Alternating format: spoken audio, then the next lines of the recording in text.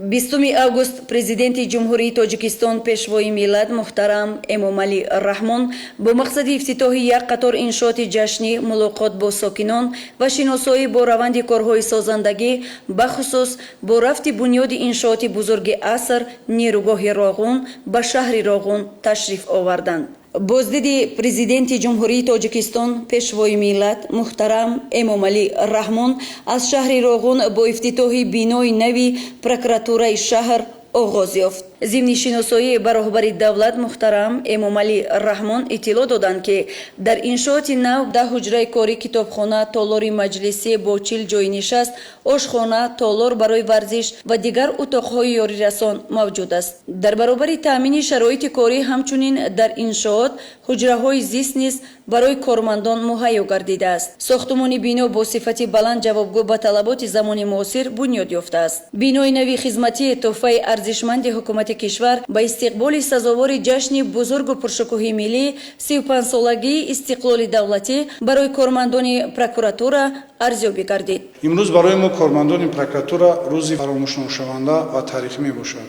боиси ифтихор аст ки бинои нави прокуратураи шаҳри Роғун ки бо шароити муосир ва ҷавобгӯ ба талаботи замон бунёд гардидааст ба истифода дода шуд. прокуратураи шаҳри Роғун бинои алоҳидаи маъмурӣ надошта, мо кормандони прокуратура дар дигар биноҳои маъмурӣ фаъолият доштем.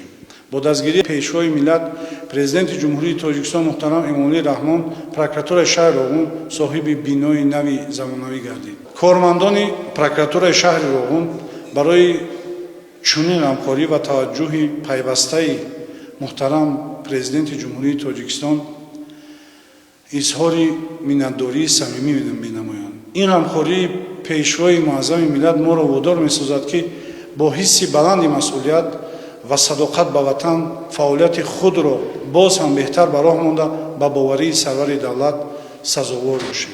роҳбари давлат муҳтарам Эмомалӣ Раҳмон зимни шиносоӣ ба шароити муҳайё гардида дар бинои прокуратура ба сифати корҳои сохтумонӣ баҳои баланд доданд. зимни суҳбат бо масъулин пешвои миллат барои тақвият бахшидани фаъолият, назорати риояи қонуният ва тартиботи ҳуқуқӣ ба кормандон дастуру тавсияҳо доданд. талаб карда шуд ки кормандони мақомоти прокуратура бояд вазифаҳои хизматии худро содиқона ва софдилона дар назди ватан ва мардум иҷро намоянд. мавриди зикр аст ки давоми солҳои соҳиби истиқлолӣ барои беҳтар намудани шароити фаъолият ва мукаммалсозии инфрасохтор ба кормандони прокуратура дар шаҳру ноҳияҳои кишвар иншооти хуштарҳу замонавии хизматӣ ва истиқоматӣ ба истифода дода мешавад.